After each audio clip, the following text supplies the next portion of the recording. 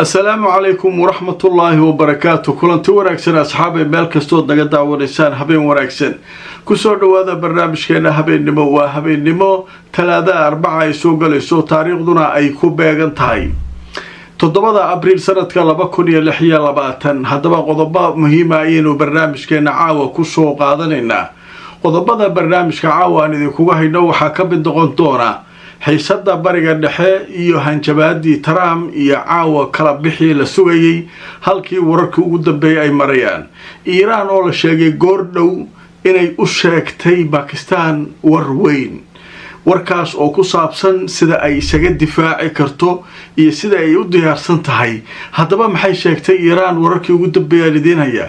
Mareykanka wasaaradda gaashaandhigga Pentagonka oo Trump u soo bandhigtay goor dhaweyd kala doorasho meelaha lagu garaaci doono mar kaliya Iran iyo sida ciidamada Mareykanku ay u hawlgali doonaan hawsha iyaduna halka ay ka socotaa waxaa kale aan idin haynaa goobta nuclearka Israa'iil oo durbaba Iran iyo awlaadeedu ay ku bilaabeen gantaalo iyo drone Swift ah si loogu diyaariyo jugta culus ee Iran in nuclearka ay dhulka la sinto demona awa waxa way cabsi weyn ayaa ka jirta waxaa kale barnaamijkan idinku haya Ingiriiska oo ciidamadii ka joogay Iraq la cararay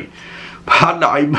ma gobolka nuclear Swift ayaa la isku salaamin doona Ingiriis waa cararay hadaba wararkii ugu dambeeyay sheekooyinkaas ayaynu barnaamijkeena caawa ku soo qaadanaynaa inta aan ku jirno wixii warar soo kordhana waan idin la socodsiin doonaa Safari Remit waxay ka caawinaysaa inaad reerkaaga iyo saaxiibada ku nool dalal dhowr ah aad gaarsiisid wixii aad ugu tala gashay ilaa iminka wadamada ay xawaalada kugu diri karto waxa kamid ah Kenya, Soomaaliya, Uganda, Djibouti, Ethiopia, Sudan, South Sudan, Tanzania iyo Turkey. qiimahana aad ayuu u jaban yahay marka loo eego shirkadaha kale ee ka shaqeeya xawaalada. Xawaaladan waa online. adeega maamuus ee shirkadda Hormuud waa xirmooyin adiga ku gaar ah oo ka kooban internet kaliya, ku hadal kaliya ama internet iyo ku hadal wada jira. naftaada ku maamuus xirmooyinka adeega maamuus oo kaga shubo hadda xidig 212 afargees. كلتي wanaagsan asxaabay meel kasto naga daawaneysaan habeen wanaagsan waa habeennimo talaada arbaca ay soo galayso taariikhduna waa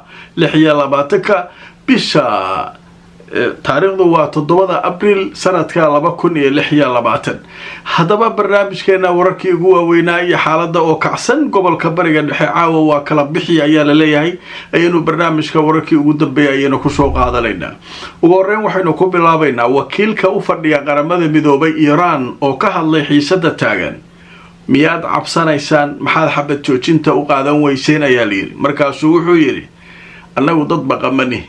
xabad joojinna ma qaadanayno dagaalka inuu dhamaado iyo wixii aan rabno leeyahay hadaba markaan idin soo wararkii ugu dambeeyay wakiilka Iran ee qaramada midoobay ayaa sheegay inay diideen wax la yiraahdo xabad joojin ku meel gaar ah waxaana uu sheegay in Iran ay si toos ah uga hortimid arikaas in xabad joojin ku meel gaar ah dagaalka laga sameeyo waxa uu sheegay inay iyagu doonayaan in dagaalka si dhaba uu dhamaado mar dambana la isugu soo laaban dagaal kale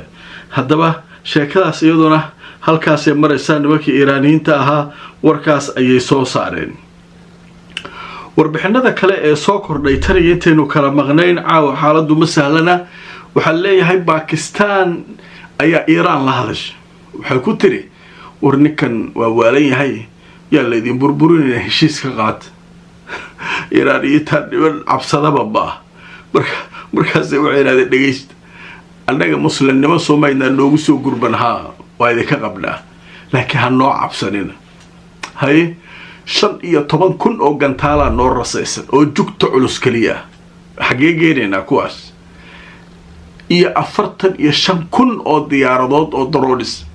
ika wuxuu rabaa keeneen idinka iska dhaaf haddana waliba waxaan idinku daraynaa horumarka dagaalka annaga waaye dadka dagaalka hadda horumarka ka sameeyay muddadii uu socdayna waa annaga marka waa mahadsantiin nimankan heshiis haday rabaan heshiis dhameystiran oo qodobadeena la fulinayo noogu yimaadaan hadii gabgable uu caawa waa kala bixi leeyahayna wuxuu doona ha keenay leeyahay hadaba markaan idin tusoo wararkii ugu dambeeyay Al Jazeera waxay leedahay jirirad ayaa waxay sheegtay Iran inay gaarsiisay Pakistan inay dagaalka ku horeyso isla markaana ay haysato 15,000 oo gantaal haddaba jariirada la yiraahdo Wall Street Journal ee Mareykanka ka soo baxda ayaa waxay sheegtay in Pakistan loo sheegay in 15,000 Iran ay haysato gantaal iyo 45,000 oo diyaaradaha droniska ah inay haysato ayaa loo sheegaa leeyahay way sheekadaas marka halkaas maraysa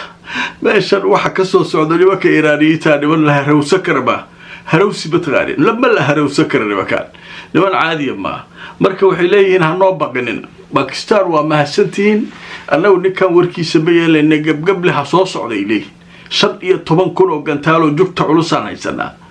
oo meel walba ku garaaci karno iyo 45,000 oo diyaarado drone xagee geenaynaa idee waxaan waxa u sameeynaa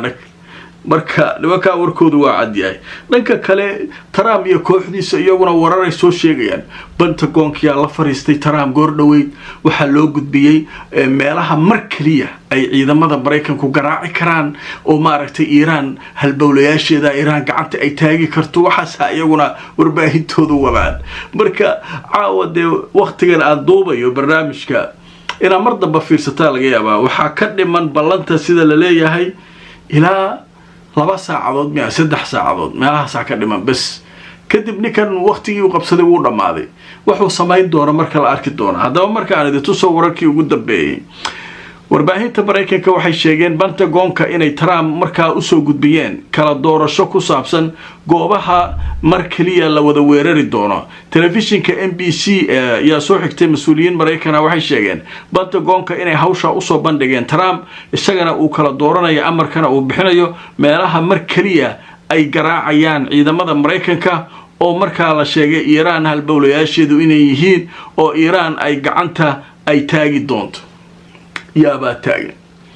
Iran gacanta taagi doonto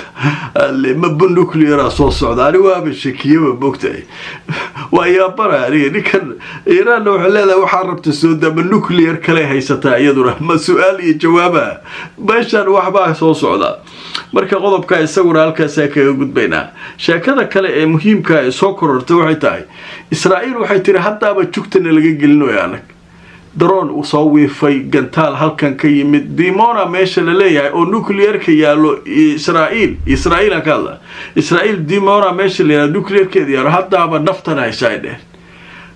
waxaan iska celinaynaa gantaalo iyo drones haddii sheekadu xumaato meeshaas ay rabaan Iran hadda inay gantaalaha iyo sawaariiqda waxa ka siinta mashquuliyaan hadhow markuu Trump bilaabo jugta culus ayaguna jugta culus halka ku dhuftaan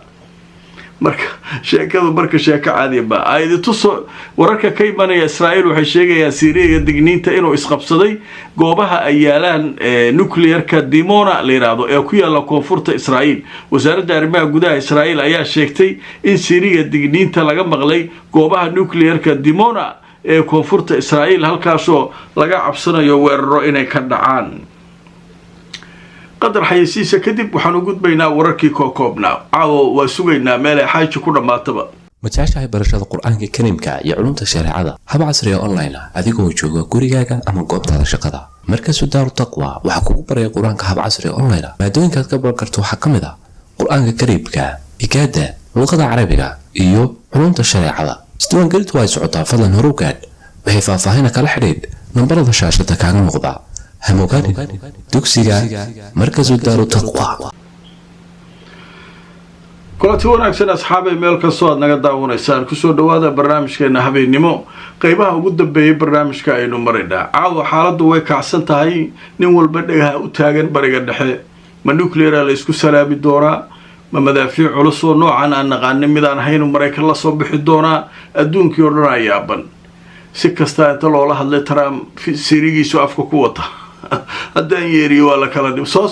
waday leeyahay haddaba wararka soo kordhay caawa waxaa ka mid ah qaybtan dambe aynu ku eegayno FBI-da Mareykanka ayaa goordhow war soo saartay waxay dhaheen Iiraaniyiinta waxay soo weerareen